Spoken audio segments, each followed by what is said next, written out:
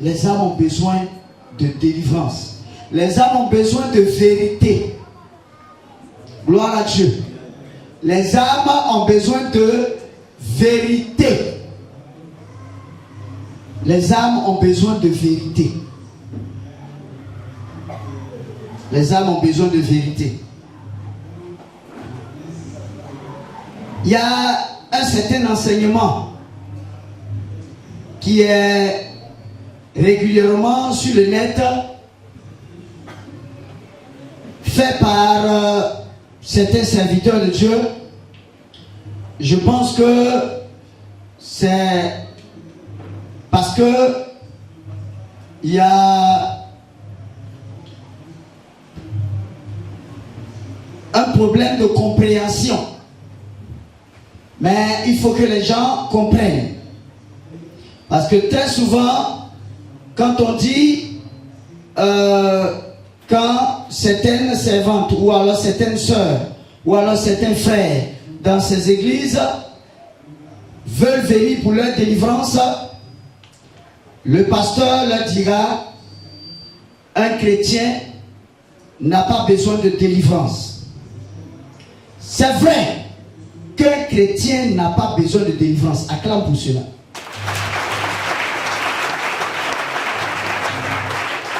C'est vrai qu'un chrétien n'a pas besoin de délivrance. C'est clair. Parce que il ne faut pas lire à la lettre ce qui est écrit dans la Bible. Mais il faut lire dans l'esprit. Le chrétien, c'est qui? C'est un petit Christ. C'est celui en qui Christ vit. Parce que la même parole de Dieu dit, quiconque n'a pas mon esprit ne fait pas quoi? Ne m'appartient pas. Tu n'as pas l'esprit de Dieu, tu ne lui appartiens pas. Quand on veut voir dans l'esprit, gloire à Dieu.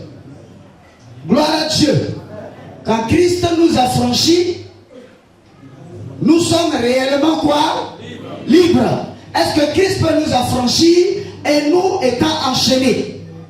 Non. Quand Christ a franchi, eu égard au fait qu'il est le Dieu tout-puissant, il est le maître de toutes choses, sa puissance est inégalable. Quand Christ nous a franchis, nous sommes réellement libres.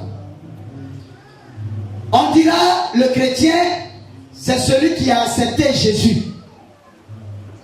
C'est en cela que je suis en train de dire la lettre et l'esprit. Je suis en train de parler de la lettre et je parle de l'esprit. Dans la lettre, accepter Jésus-Christ, c'est dire oui. Et puis venir s'asseoir à l'église, danser, repartir, revenir. Ça, c'est la lettre. C'est la littéralité. Ça, c'est la lettre. Mais dans l'esprit, accepter Jésus-Christ, c'est accepter sa parole. Tu ne peux pas dire que tu as accepté Jésus-Christ et que tu n'as pas accepté sa parole. Parce qu'il faut comprendre les choses dans l'esprit. C'est pourquoi le Seigneur, il a dit clairement, quiconque n'est pas dans l'esprit ne peut voir le ciel. Quiconque est guidé par la chair ne peut voir le ciel. Est-ce que tu peux dire d'une maman qu'elle est ta maman alors que tu n'as pas son sang? Est-ce que tu peux dire d'un papa qu'il est ton papa alors que tu n'as pas son sang? Le Père, notre Père, est défini par celui dont on porte l'ADN, le sang. Gloire à Dieu. L'ADN. Si vous allez vérifier à l'hôpital, vous verrez que effectivement cette femme c'est son fils. Vous verrez que effectivement cet homme c'est son fils. À cause ADN. Gloire à Dieu. Mais on ne peut dire de quelqu'un qu'il est notre enfant biologique si l'enfant n'a pas notre sang. C'est en cela la parole de Dieu le dit clairement. Si vous ne naissez de nouveau, vous ne pourrez voir le royaume des cieux. Si tu n'as pas mon esprit, tu ne m'appartiens pas. Tu peux entendre des paroles qui te disent, ah, Dieu qui est en train de te parler en te disant, mon enfant, tu es mon enfant. Va à l'église, on va prier pour toi. Dans la littéralité, il est en train de te dire que tu es sa création. C'est lui qui t'a créé. Il a besoin de toi. Gloire à Dieu. Mais dans l'esprit, tu n'es pas encore enfant de Dieu. Gloire à Dieu. Notre Dieu, il est grâce. Il est amour. Et il nous aime. Donc, il peut t'appeler son fils. Tu es mon fils bien-aimé, je t'aime trop. Va pour ta délivrance. Accepte-moi. Marche selon mes pas.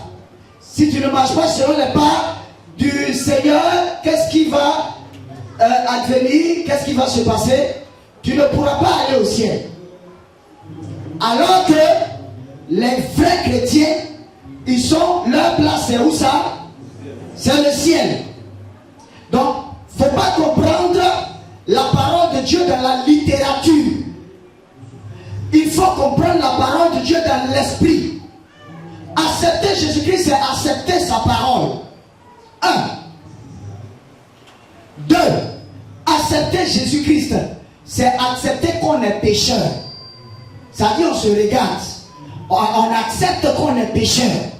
Parce que quelqu'un qui ne pense pas qu'il est pécheur, même s'il vient se confesser, la confession sera zéro parce que lui-même, il ne croit pas qu'il est pécheur. Il ne croit même pas que ce que tu es en train de dire là, c'est un péché.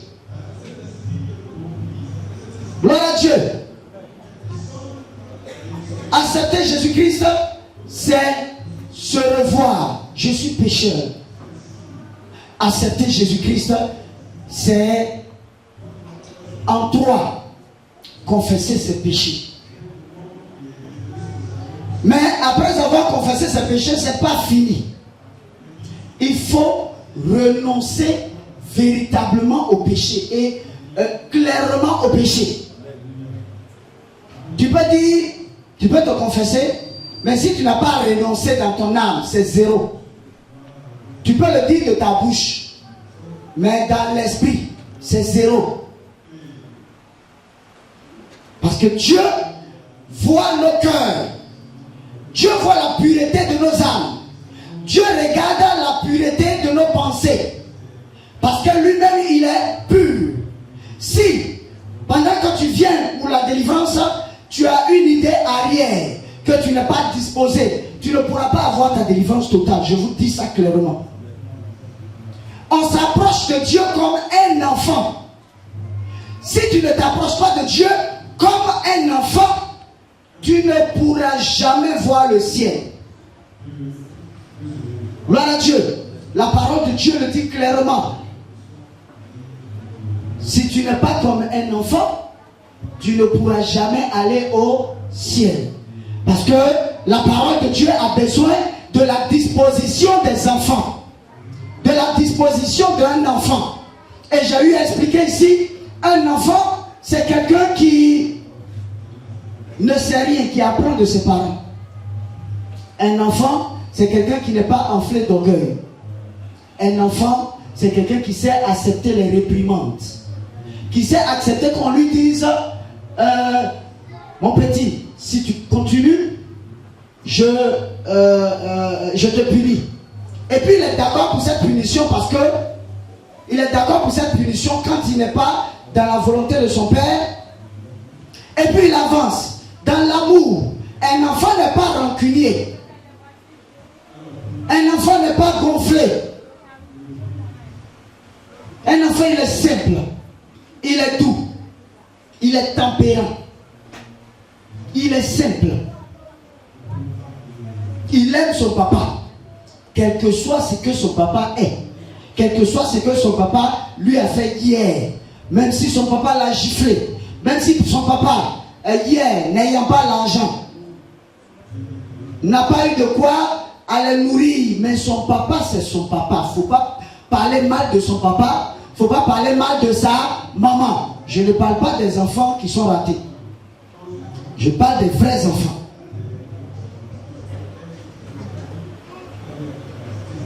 Gloire à Dieu.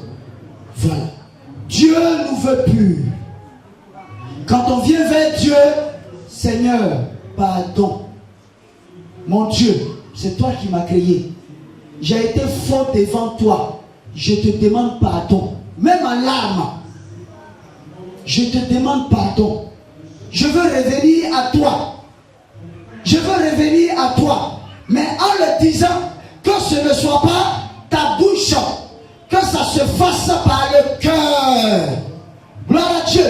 La parole de Dieu le dit, vous m'adorez du bout de vos lèvres, alors que vos cœurs là sont remplis de saleté. Ça dit, c'est que tu fais sortir de ta bouche là, toi-même tu ne penses pas ça.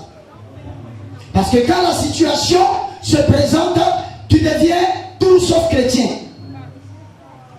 Gloire à Dieu. Il faut comprendre la notion chrétienne dans l'esprit. Un chrétien, c'est un né de nouveau. Quand on parle de né de nouveau, est-ce qu'on peut naître de nouveau en ayant des démons en soi? Quand on parle de la nouvelle naissance, on parle d'un autre esprit. C'est un esprit qui est nouvellement constitué dans ton corps. Donc tu deviens une nouvelle personne sur le plan spirituel. Gloire à Dieu. Et tu grandis en marchant conformément à la parole de Dieu. Il faut que les gens comprennent. Naître de nouveau, c'est avoir désormais l'esprit de Dieu, un autre esprit. Même quand l'esprit de Dieu vient s'asseoir dans nos corps, l'esprit de Dieu à l'origine, il est d'abord pas vraiment comme on appelle il ne vient pas en abondance d'abord. Il vient. Vous verrez que quelqu'un qui a été délivré, il y a une lumière, mais la lumière n'est pas la même lumière que quelqu'un qui a marché selon la parole de Dieu depuis 1 an, 2 ans, 3 ans, ou bien 1 mois, 2 mois, 3 mois. Mais la personne peut grandir. La personne grandira lorsqu'elle lorsqu'elle s'attachera à la parole de Dieu et grandira avec cette parole en obéissance totale. Parce que plus l'esprit qui en toi se sent honoré, l'esprit qui en toi grandit. C'est l'Esprit Saint. L'Esprit Saint grandit. L'Esprit Saint a envie d'être au contrôle total de sa voiture. Nous sommes comme des voitures. Donc quand tu es dans une voiture, le conducteur c'est lui qui dirige. L'Esprit Saint doit être le directeur de chacun de nous. Gloire à Dieu. Imaginez un conducteur qui est au volant. Le conducteur dit, demande à la voiture par le geste, allons comme ça. Et la voiture dit non, moi je ne vais pas là, je vais ici. Qu'est-ce qui va se passer? Il y aura accident. Mais si le chauffeur ne veut pas faire accident, qu'est-ce qu'il va faire? Il va sortir de la voiture et puis laisser la voiture la prendre une autre voiture. Gloire à Dieu. Comprenons cela pour arrêter de dire des choses qui ne sont pas spirituellement correctes. Un chrétien, un né de nouveau, est rempli du Saint-Esprit. Gloire à Dieu. Parce que nous ne pouvons jamais lutter contre le diable par nos forces. Gloire à Dieu. Nous ne pouvons pouvons jamais lutter contre le diable par nos forces. Certains pensent que c'est par leur stratégie. Leur stratégie, comme ils sont stratèges en marketing, comme ils sont stratèges dans tel domaine charnel, ils veulent utiliser ces stratégies charnelles-là pour les appliquer à l'œuvre de Dieu.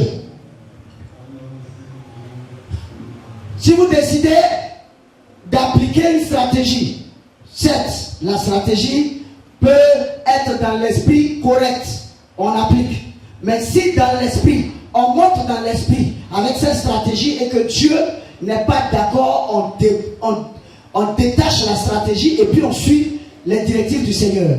C'est les directives du Seigneur. Gloire à Dieu. Si le Seigneur dit, d'accord, faites, c'est cette directive, c'est toujours cette directive.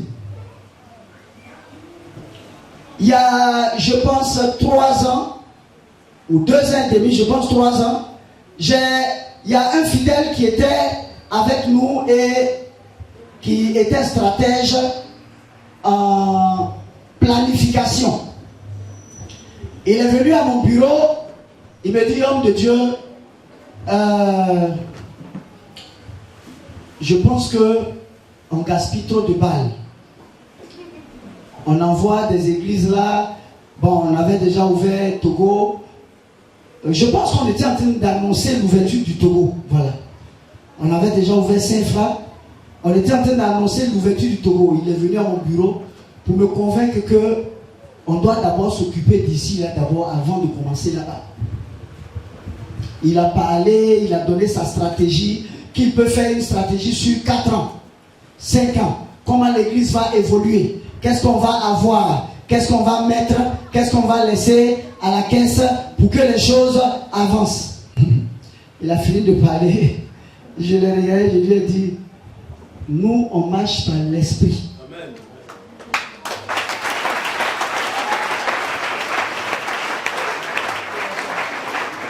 On marche par l'esprit.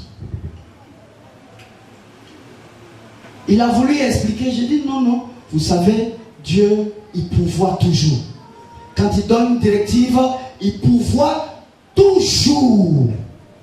Aujourd'hui, nous sommes à plus de, je pense, 46, environ 50 églises, 50, voilà, à travers le monde.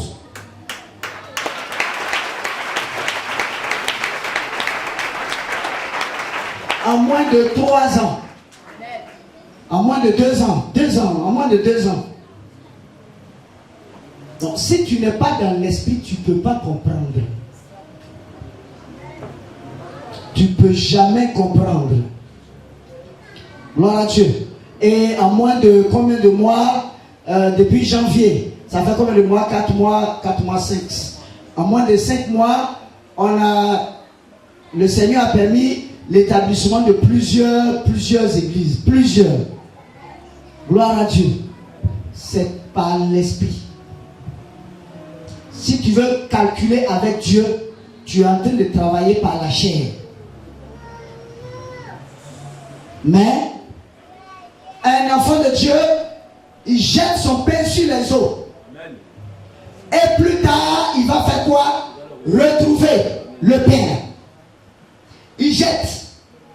Et puis il avance. Il me disait non. Vous savez, on a déjà une église ici. Bon, il y a déjà l'autre. Bon, voilà.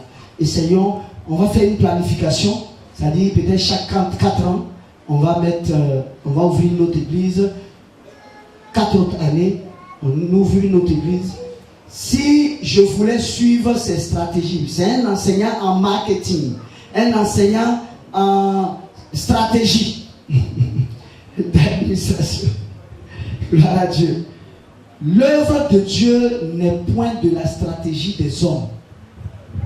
L'œuvre de Dieu relève de la pure stratégie de l'esprit, le plus puissant.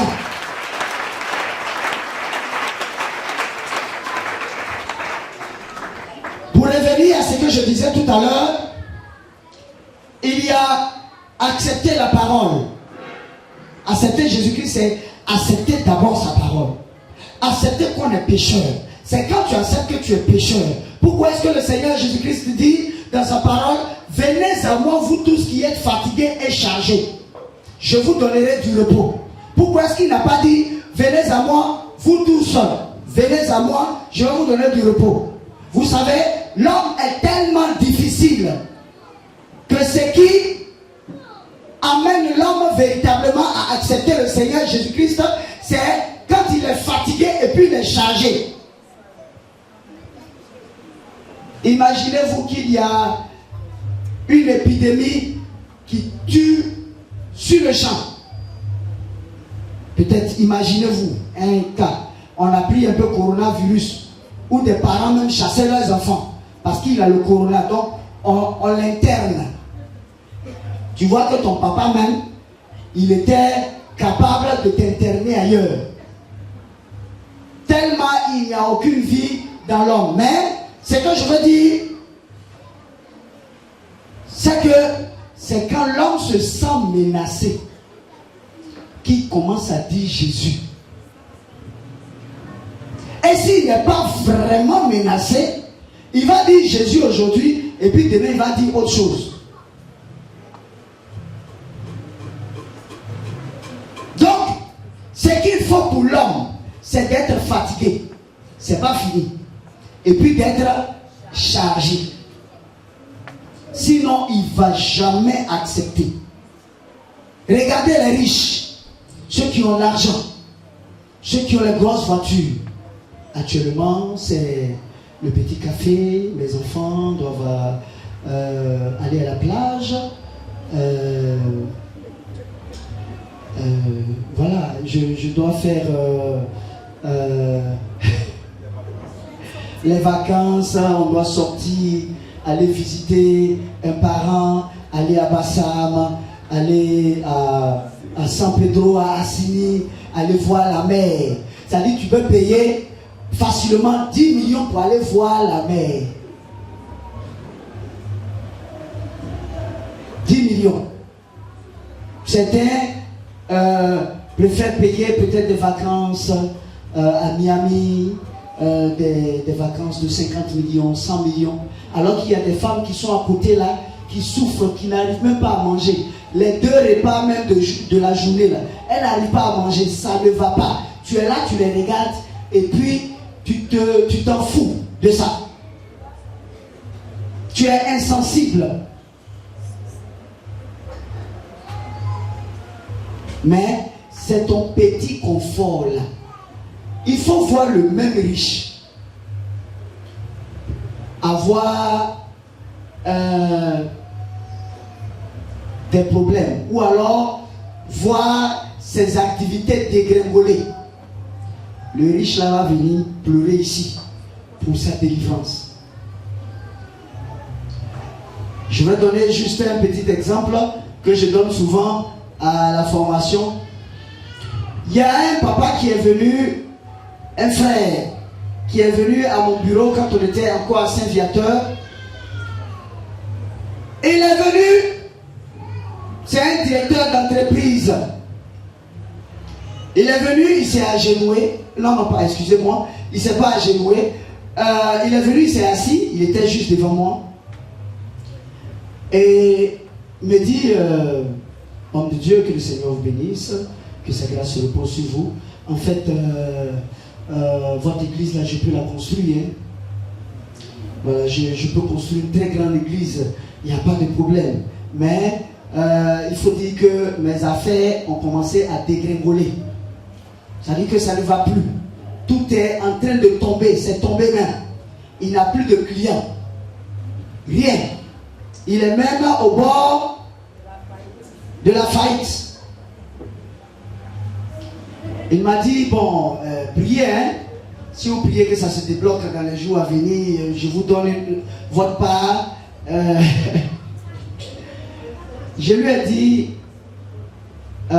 excusez-moi du terme, je lui ai dit ici on ne vient pas donner l'argent. On ne vient pas chercher l'argent non plus. On vient chercher le Seigneur.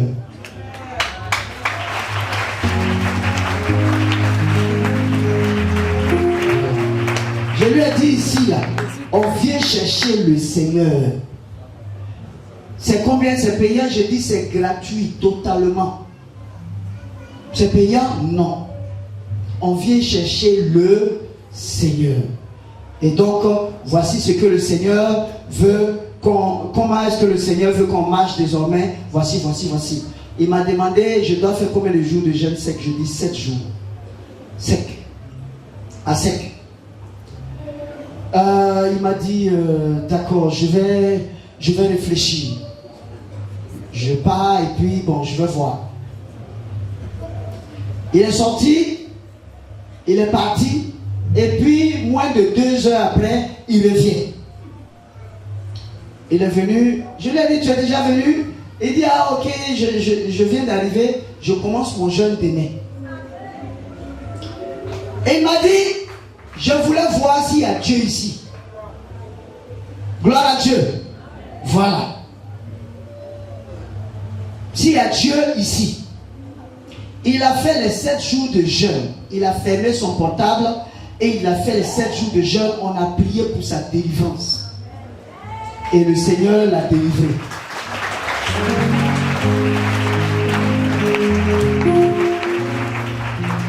Gloire à Dieu. Voilà. Quand il a ouvert son portable, quand il a allumé, il a eu plus de combien de marchés là voilà, il a eu plus de combien de marchés.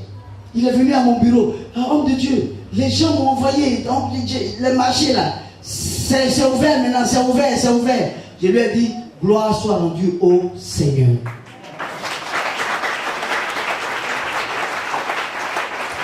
Cherchez premièrement le royaume des cieux et sa justice. Et puis le reste là, ça va vous courir après.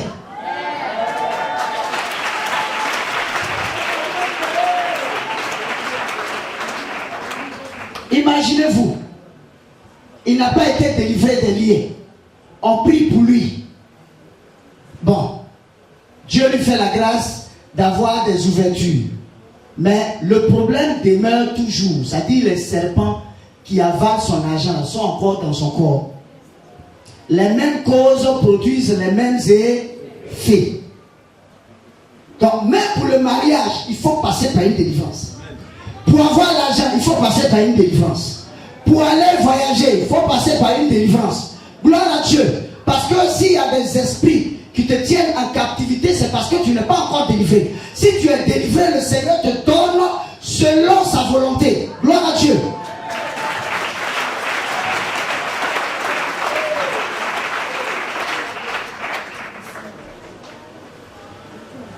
D'abord la parole.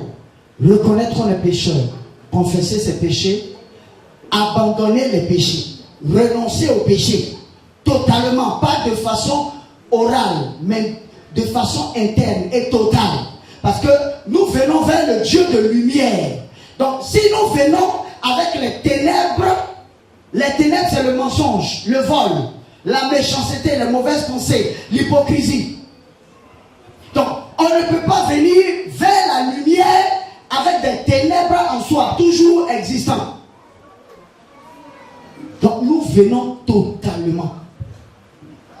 Et par la suite, on engage le processus de délivrance. Et tu es délivré totalement. Gloire à Dieu. Gloire à Dieu. Gloire à Dieu. Mais la délivrance, Dieu l'a fait simplement. Il n'y a pas de problème. Il est le Dieu de toute délivrance. Aucun esprit ne peut lui résister. Aucun démon. Aucun. Je bénis Dieu de ce que Jigaï Christian a été le chef de tous les satanistes du monde, le chef de tous les francs-maçons du monde, le chef de tous les Illuminati du monde. Il était le chef du 2e ciel. Il était le chef de la sirène des eaux. Il était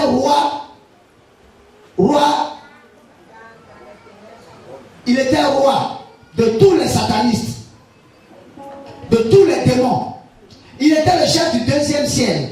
Il avait le dragon à 7 têtes dont parle la Bible dans son corps. Il avait des serpents géants et géants et géants. Il avait des anges déchus, des archanges déchus, plein d'anges dessus à lui. Si Dieu l'a délivré, à plus forte raison, toi.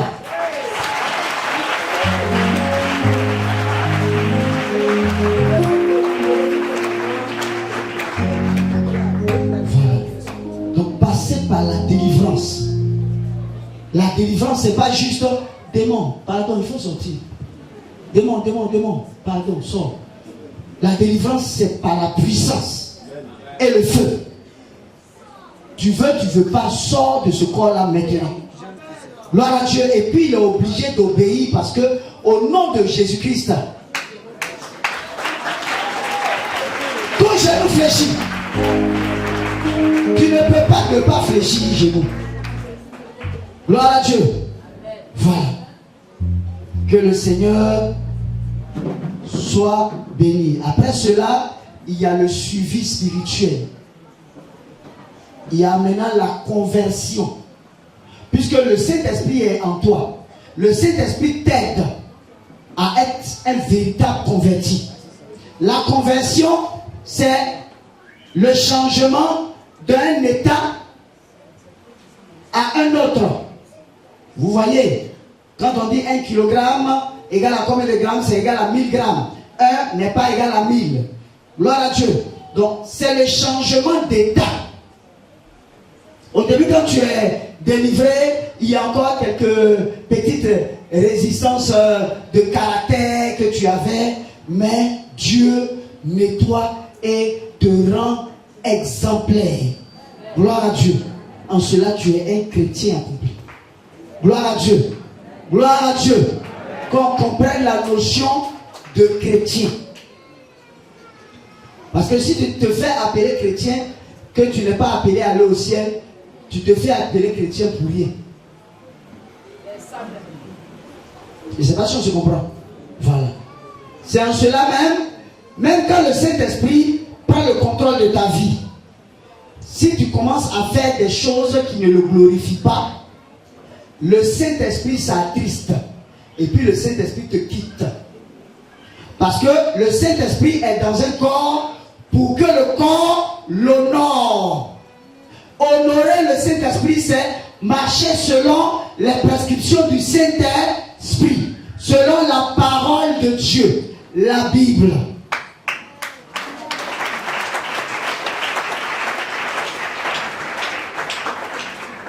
Un chrétien, c'est un petit Christ.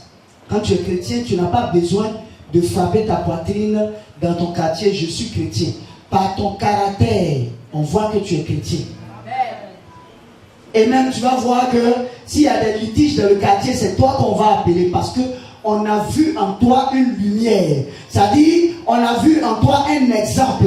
On a vu en toi celui qui peut diriger des gens qui sont dans les ténèbres. Mais si toi, étant dans la lumière, tu as le même caractère que les ténèbres, tu es ténèbres. Et tu es plus ténèbres.